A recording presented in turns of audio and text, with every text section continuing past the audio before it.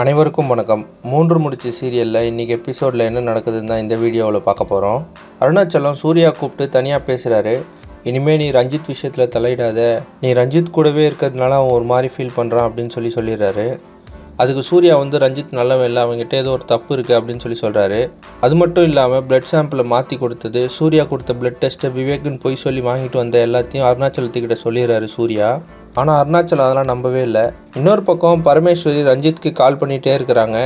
அப்போ ரஞ்சித் மேடையிலேயே ஓரமாக போய் பேசுகிறாரு. அப்போ ரஞ்சித் சொல்கிறாரு, நீங்கள் மொட்டை மாடிக்கு வந்துடுங்க, நான் ஃபோனை வாங்கிக்கிறேன் அப்படின்னு சொல்லிடுறாரு. அதனால் அவர் ஃப்ரெண்டுக்கு தெரிஞ்ச ஒரு கால் பண்ணி டாலராக அமுச்சு 50 லட்சத்தை காசாக கேட்குறாரு. அவங்களும் மண்டபத்துக்கே எடுத்துகிட்டு வந்து காசை தரேன்னு சொல்லிட்டாங்க.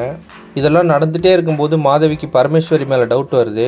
அப்போ மாதவி போய் சுந்தரவல்லிக்கிட்ட சொல்கிறாங்க, பரமேஸ்வரி ரொம்ப நேரமாக காணுமே, அவங்க ஏதாவது தப்பு பண்ணுறாங்களா அப்படின்னு சொல்கிறாங்க.